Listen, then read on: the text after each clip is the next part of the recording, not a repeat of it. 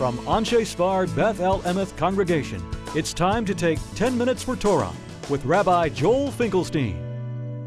Welcome to our discussion of Parshat Korach. If we look in the Parsha of Korach, we see a man who's challenging the very foundations of the Jewish people. Although he comes from a privileged family of Levi, close relative of Moshe Rabbeinu, he challenges the very notion of the unique status of Moshe Rabbeinu, the unique status of Aaron HaKohen.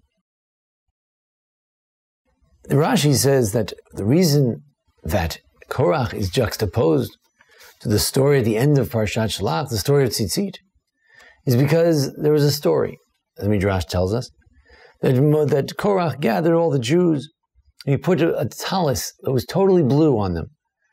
And they stood there and they said, Moshe, if the tallis is totally blue, what do you need one blue thread for? What do you need that tzitzis thread for? If the whole idea of tzitzis is to remind us of mitzvos, what do you need that for? And similarly, what do we need you for? Kol ha'ida kulam doshim, all the Jewish people are holy. Why do we need one person to stand over them and be holier than thou, holier than everyone else? What was Korach getting at? What was his main issue? Rabbi Soloveitchik, of blessed memory, has already pointed out in the reflections of the Rav that he was challenging the notion of segula, that some individuals, some aspects, some mitzvos, some aspects of the Jewish community of certain rituals could have some special character, some uniqueness, some special character. What is this character? How do we define the segula? How do we define the notion that Moshe was unique, that the Kohanim were unique, that the tzitzis has a unique status?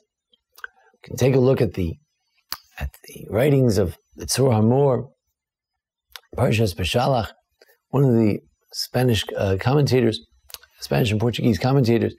He says, you have to understand that we are a treasured people. We have a segula, something of a mystical character. We can act above nature. He says when a chazan wraps himself in a talis and he prays the 13 principles of God's mercy, the Yugimel Midos, he brings the rain or he stops the plague.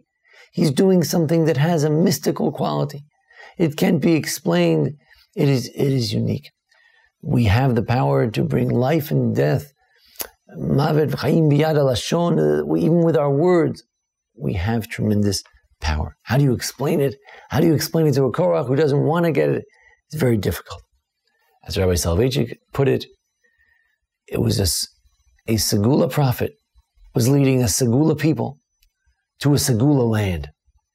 How do you explain the segula prophet? The notion that Moshe Rabbeinu is not just any old prophet. The 5 books of Moses are not just any old books. It's not just any old prophetic book. It's not just any old inspired book. But the 5 books of Moses have its own segula. We put it in the ark in its own separate scroll. We kiss it, we hug it, we die for it, we run into fires to save it. Because that's a special segula of the prophecy of Moshe Rabbeinu. How do you explain the notion of a segula person? The notion that Aaron HaKohen, representing the Jewish people, can go into the Holy of Holies and have a communion with God? How do you explain that the Kohen Gadol, through his various potions and ceremonies on Yom Kippur, can bring atonement for the entire Jewish people? And how do you explain the uniqueness of the land of Israel? Go back to Brooklyn, they say. Go back to Brooklyn, go back to the crematoria in Poland, they tell us. But they don't understand that there's a segula, there's some special character. A Jew in his land, a Jew in her homeland. This is something we can't describe. There are no words for it. Segula, it's a mystical character, mystical trait. Therefore, if we look at all these parshiot, all these rebellions in the book of Bamidbar, the book where the Jews try to come to terms with our segula mission, portion Parshat Baalotcha, Shlach, and Korach, that all describe the various sins of the desert. It's all about the questioning of the segula. In Baalotcha, Miriam, the prophetess, she challenges the segula of Moshe Rabbeinu as a special prophet.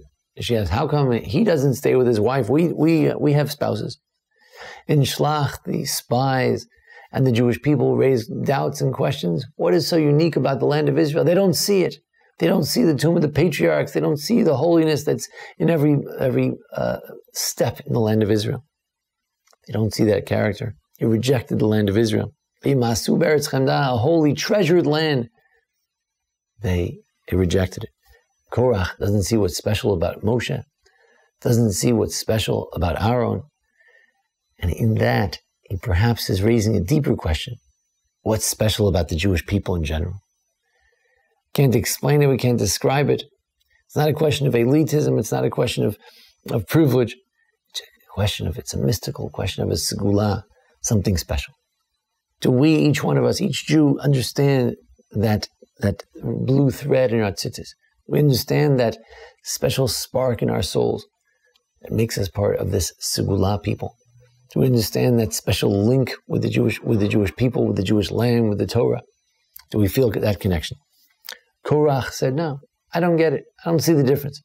I see the difference between me and Moshe and Aaron, one string or the other, one blue thread or the other. The challenge of Parshat Korach, the challenge of the book of Bamidbar, is to understand the unique character of the Jewish nation, Jewish Torah, the Jewish people, Jewish land.